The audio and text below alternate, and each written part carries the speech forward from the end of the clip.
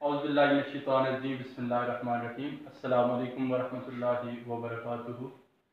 जैसा कि कल हमने सबक नंबर 2 इस्लाम में गदागरी की मजम्मत पैराग्राफ नंबर 1 और 2 पढ़ा और उससे हमने ये सबक सीखा कि इस्लाम ने भीख मांगने से मना किया है। न सिर्फ मना किया है बल्कि भीख के नताइज जो हासिल होंगे वो इंतहाई जिल्लत अमेज नताइज है, दुनिया में भी और आखिरत में भी। तो हमारे नबी सल्लल्लाहु अलैहि वसल्लम ने इरशाद फरमाया कि जो गैर मुस्तहिक साइल हैं, जो सवाल करने वाले हैं, वो जरूरत से ज्यादा जब अपने पास माल जमा करते हैं तो वो माल उनका जो जमा किया हुआ जखीरा है उनके लिए जहन्नम की आग है। तो अब हमने पैराग्राफ नंबर 3 सफ़ा नंबर 15 पे शुरू करना है। इस बाब में एक हदीस मिशकात में है। मिशकात जो है ये हदीस मुबारक की किताब है।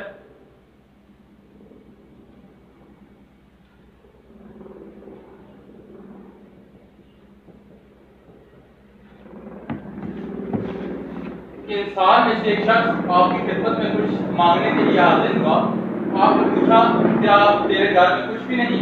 उसने अर्ज किया क्यों नहीं, एक मोटी सी कंबली है जो ऊपर ओढ़ने वाली चादर होती है, उसे कुछ ओढ़ता हूँ, कुछ बिछाता हूँ और एक प्याला है जिसमें पानी पीता हूँ। आपने फरमाया दोनों को मेरे पास ले आ।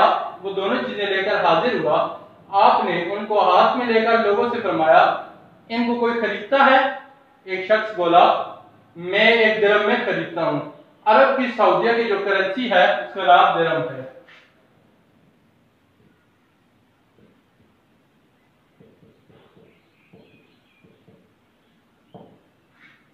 फरमाया मैं दिरहम में खरीदता हूँ। फिर आपने 2 या 3 बार फरमाया कोई एक दिरहम से ज्यादा दे सकता है? एक शख्स ने कहा मैं 2 दिरहम देता हूँ। आपने कमली और प्याला उसे देकर 2 दिरहम ले लिए और उस अंसारी से फरमाया कि एक दिरहम का तू खाना ले जाकर अपने घर में पहुंचा और दूसरे दिरहम की कुल्हाड़ी खरीद कर मेरे पास ला। वो कुल्हाड़ी खरीद लाया। आपने अपने दस्ते मुबारक से एक लकड़ी का दस्ता उसमें ठोंक दिया और फरमाया जा लकड़ियां काट और बेच, अब मैं तुझको 15 दिन तक ना देखूं। वो शख्स चला गया और लकड़ियां काट काट कर बेचने लगा। 15 दिन के बाद आपकी खिदमत में दोबारा हाजिर हुआ तो उसके पास 10 दिरहम जमा हो गए थे। उसने उनमें से कुछ का तो कपड़ा खरीदा और कुछ से खाने का सामान मोल लिया। आप सल्लल्लाहु अलैहि वसल्लम ने फरमाया ये तेरे लिए इससे बेहतर है कि जब तू क़यामत के दिन आए और तेरे चेहरे पर भीख मांगने का दाग हो। देख सवाल करना सिर्फ उस शख्स को हलाल है जो सख्त मुताज हो और या जिसके जिम्मेदारी तावान हो। तावान जुर्माना।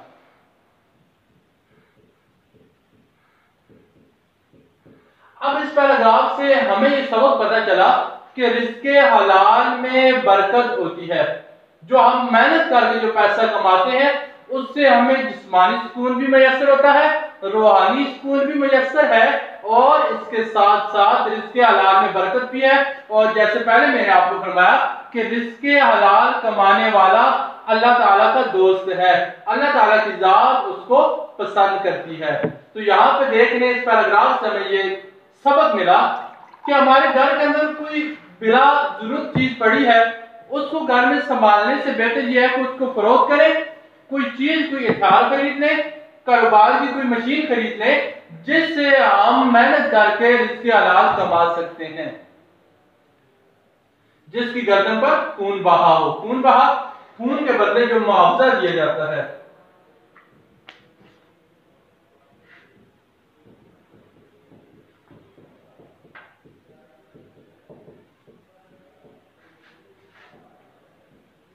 दिया जाने वाला मुआवजा।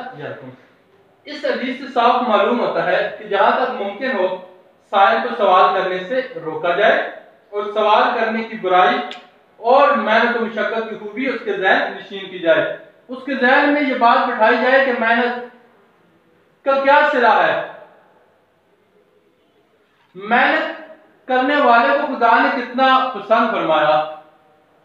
और इसी मेहनत के सिलसिले में एक जगह पे इल्लामा इकबाल रहमतुल्लाह शाह फरमाते हैं कि तू अपनी सरे नविश्त खुद अपने हाथ से लिख, खाली रखी है नामाए हक ने तेरी जबी। जबी कहते हैं पेशानी को, कि अपनी तकदीर को अपने हाथ से लिख। और ये कैसे लिखी जाएगी? ये मेहनत से लिखी जाएगी। हाथ पे हाथ धर के बैठने से कुछ भी नहीं होता। जब हम हाथ पे हाथ धर के बैठ जाएंगे कि सब कुछ हमें मिलेगा, हमें रिस्क भी पहुंचेगा, हमें शोहरत भी मिलेगी, इज्जत भी मिलेगी, अच्छी सेहत भी मिलेगी, कुछ भी नहीं होता। इसके लिए हमें मेहनत करनी होगी। तो मेहनत में बरकत है, मेहनत में अजमत है। बारहा इस बात को हमने पढ़ा। बजाय इसके कि बंदा जोनियां फैलाता फिरे, दूसरों के आगे सवाल करता फिरे, तो ये सवाल जिल्लत का निशान है। अगर मुआशरे में इज्जत कमानी है, मुआशरे में अपना नाम बनाना है, तो हमने मेहनत करनी है। और जिन कौमों ने मुआशरे के अंदर मेहनत की है, आज पूरी दुनिया उनको कदर की निगाह से देख रही है।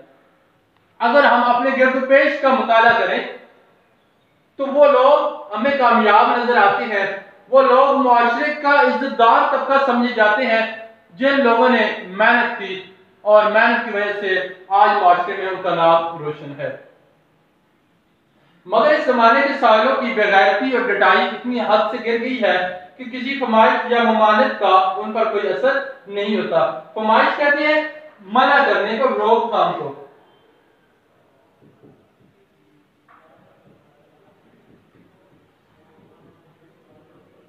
आज हमने अपने मुआशरे में देखा होगा, अगर बाजार आप चक्कर लगाएं तो आपको बेशुमार बेकारी नजर आएंगे और आप उनको मना करेंगे, उनकी सेहत के ऊपर कोई असर नहीं पड़ेगा। अब इस सूरत में हमारा क्या फर्ज है? जब वो नहीं बात आ रहे, लोग उनको रोक रहे हैं, भाई हटे कटे और सेहत मान दो, तंदुरुस्त तो क्यों मांगते हो, जाओ कोई काम करो। लेकिन एक गली से निकलते हैं, दूसरी में चले जाते हैं, वो बात नहीं आ रहे। तो हमारा फर्ज ये है कि हम सोच समझ के, देखभाल के उनको अपनी सरकार के रात दें। अगर हम उनको नहीं देंगे तो वो नहीं मांगेंगे। उनको मांगने की ये जो आदत पड़ गई है, इस वजह से पड़ गई है, उन्हें पता है कि लोग हमें दे रहे हैं। एक नहीं देगा, दूसरा नहीं देगा, तीसरा नहीं देगा, चौथा हमें जरूर देगा। अगर सारे लोग के ज़हन में ये बात बैठ जाए कि हमने गैर मुस्तहिक साइलिन की मदद नहीं करनी, तो यकीन जाने कि ये जो बाजारों के अंदर लोगों से ज्यादा हमें बेकारी नजर आती है, इनका खात्मा हो जाएगा। तो ये हमारा फर्ज बनता है कि हम अपने मुआशरे में, अपने घर में, अपने कुम्बे में इस बात को बावर करवाएं, अपने घर में लोगों को समझाएं कि इन लोगों को ना दें। सवाब के बजाय उल्टा गुनाह है, अपनी रकम जाया है, मुस्तहिकीन का हक जाया है। तो लिहाजा हमने ये कोशिश करनी है। नजर बालात मौजूदा हमें इसके सिवा कुछ चारा नहीं कि गैर मुस्तहिक साइलों की दादुदाहश से या कलम हाथ रोक दिया जाए। दादुदाहश जैसे भी मैंने आपको बताया, रोकथाम, उनको ना देना, उनकी मदद ना करना। हम मदद नहीं करेंगे, हम नहीं देंगे, तो वो किसके आगे जाके हाथ फैलाएंगे। और जहां तक हो सके मुस्तहिकीन की अमदाद की जाए, जो बावजूद इस्तिकाक के किसी से सवाल नहीं करते, इस्तिकाक हाथ रखने के।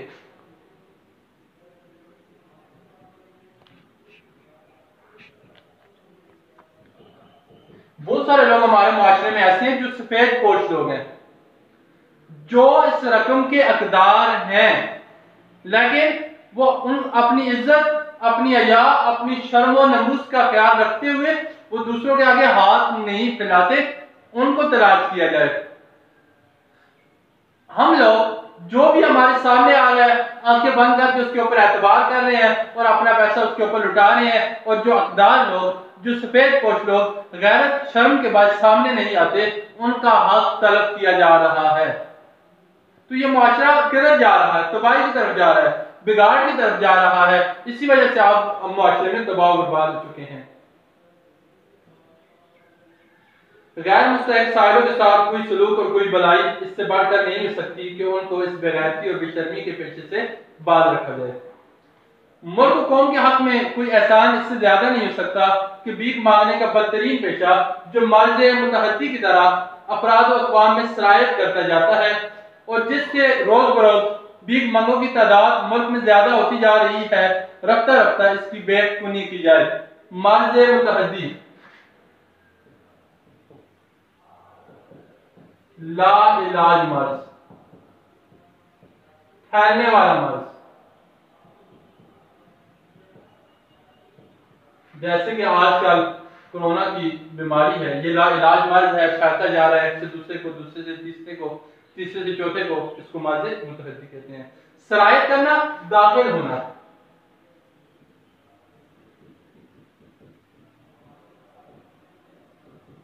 बेखुनी करना, जड़ से उखाड़ फेंकना।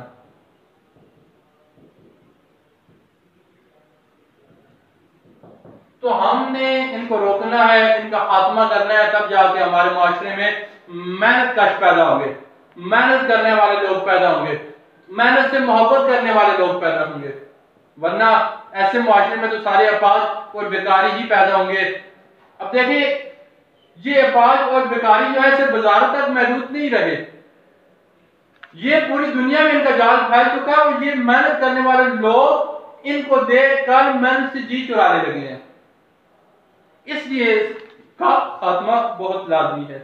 तारीख बताती है कि आप सल्लल्लाहु अलैहि वसल्लम के बाद मुद्दत दराज तक मुमालिक इस्लामिया में सवाल करना नहायत मजमूम समझा जाता था और तरह तरह से इसका इंसदाद किया जाता था, रोकथाम की जाती थी।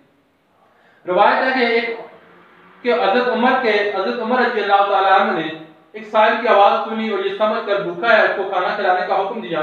थोड़ी देर बाद उसकी आवाज फिर सुनाई दी। मालूम हुआ कि ये वही साहिब है और खाना खाने के बाद अब फिर मांगता है। आपने उसको बुलाया और देखा कि उसकी झोली रोटियों से भरी है। आपने झोली का एक सरा पकड़कर उसको ऊँटों के आगे गाड़ दिया और फरमाया कि साहिब नहीं ताजर है। यानी एक शख्स आया, सवाल किया, आपने उसको दे दिया, खिला दिया, पेट भर गया। थोड़ी देर के बाद फिर उसने सवाल किया, उसकी आवाज आपके कानों में आई, देखा उसकी झोली रोटियों से भरी है, तो सारी की सारी रोटियां ऊंट के आगे झाड़ दी। कहा अगर तुम साहिब थे तो तुम्हारा पेट भरने से सवाल पूरा हो गया था। इसका मतलब है ये तुम्हारा पेशा है, तुम रोटियां मांगते हो भूख के नाम पे और जाके फरोख्त करते हो। बेहतर तो ये है कि जाओ और मेहनत करो। सारी रोटियां ऊंट के आगे झाड़ दी। तो आज देखने बाजार में एक बंदा आता है, 3000, 5000, 6000 रुपए की दिहाड़ी लगा के लेके जा रहा है, पूरे महीने का राशन वो एक दिन में लेके जा रहा है और 30 दिन वो मांगेगा तो लाखों रुपए वो कमा के जा रहा है। लेकिन हमारी कानों के ऊपर जूं तक नहीं रेंगती, हमें परवाह नहीं कि ये लोग हमें किस तरफ लेके जा रहे हैं। अल्लामा मुकरी तरीके उनदस में लिखते हैं कि उनदस में जिस साहिब को तंदुरुस्त और काम के लायक समझा जाता है उसको नहायत जलील करते और सख्त सुस्त कहते हैं। इसी का नतीजा है कि यहाँ अपाज और माजूर आदमी के सिवा कोई साहिल नजर नहीं आता। मगर अफसोस और नहायत अफसोस है कि इस जमाने में हमारे मुल्क में जिस कदर भीख मांगते नजर आते हैं इस कदर और किसी मुल्क के अफराद नजर नहीं आते। अफसोस की बात है कि आज हमारे माशरे के अंदर, हमारे मुल्क के अंदर भीख मांगों की तादाद बढ़ती जा रही है, रोज बरोज इजाफा होता जा रहा है। हम लोग ना उसको रोक रहे हैं, ना उनकी मदद से हाथ रोक रहे हैं, उनको दे भी रहे हैं और उन्होंने हमारे मुल्क का बेड़ा गर्क कर रखा है। बस सबसे पहले मुसलमानों का फर्ज है कि अपने अपने हदूद और इख्तियारात में जहां तक इसकी दस्तरस हो इस नालायक और बुरी रस्म का इंसदाद करें। मेरा जितना फर्ज बनता है इसको रोकूं, आपका भी बनता है, दूसरे का, तीसरे का। हम तमाम लोगों ने ये जिम्मेदारी लेनी है कि इन भीख मांगों को रोकना है और जितना मुमकिन हो इनको हम रोकेंगे तो हमारा मुआशरा कामयाब होगा। खासकर हमारे उलमा और वाइजीन को लाजिम है, वाइजीन वाज करने वाले,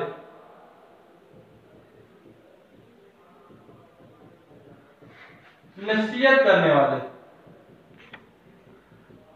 लोगों को समझाने वाले, मिंबर रसूल पे बैठ के तकरीरें करने वाले, उनका ये फर्ज है कि लोगों को बावर करवाएं कि गैर मुस्तहिकीन साहिदीन की मदद करना छोड़ दें, इनको देखना छोड़ दें।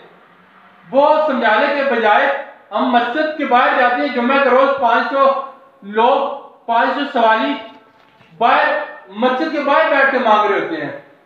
लेकिन वहां से भी वो जोलियां मार के लेके जा रहे हैं, अंदर अल्लाह की इबादत की जा रही है और बाहर वो सवाल कर रहे हैं। न्याय, आजादी और बेबाकी से वाह की मजलिसों में सवाल की मज़ामत करें जो हदीसों में वारिद हुई है। वो हदीस और कुरान की आयात से लोगों को बावर करवाएं कि इनको ना दें, ये बुरा फेल है। और जो मुज़र नतीजे साइलों की कसरत से कौम के हाथ में पैदा होते हैं, और असराफ और फजूल खर्ची की बुराई जो कुरान मजीद में जा बयान होती है, असराफ फजूल खर्ची।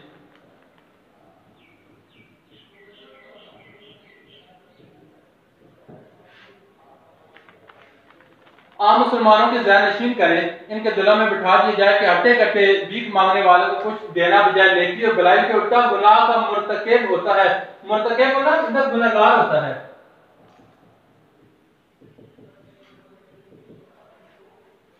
क्योंकि जिस कदर ऐसे लोगों को दिया जाता है, इस कदर मुस्तहिक बेवाओं, यतीमों और हमसायों की हरकरफी होती है। इस कदर भीख मांगने का नापसंदीदा तरीका ज्यादा रवाज पाता है और इसी कदर कौम के काम के आदमियों में कमी होती है। तो आज हमारे माशरे में मेहनत का कश लोग कम रह चुके हैं, मेहनत का जज्बा लोगों के अंदर सिमट चुका है।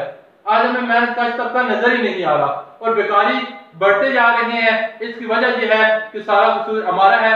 न सिर्फ हमारे उलमाए किराम की जिम्मेदारी है कि वो मसाजिद में लोग को समझाएं कि ये भीख मांगना एक बड़ा फेल है, बल्कि हम सब पढ़े लिखे लोग की ये जिम्मेदारी है कि इन बेकारी को दुत्कारें, उनको मना करें, अपने घर में लोग को बावर करवाएं, मुआशरे में बावर करवाएं कि इन लोग को ना दें। ये लोग ज़हनी तौर पे अपार हैं, जिस्मानी तौर पे ये हटे कटे हैं। अगर इन लोग को हम मेहनत करना सिखा देंगे तो ये मुआशरे का आम तरीन जिम्मेदार शहरी बनेगा और हमारा मुआशरा तरक्की करेगा। मैं अल्लाह से ये दुआ करता हूँ कि अल्लाह तबारक व तआला हम सब मुसलमानों को समझने की तौफीक अता फरमाए। इंशाअल्लाह कल दोबारा मछली सवालात के साथ आपकी खिदमत में हाजिर दूंगा। तब तक के लिए इजाजत चाहता हूँ। अल्लाह हाफिज।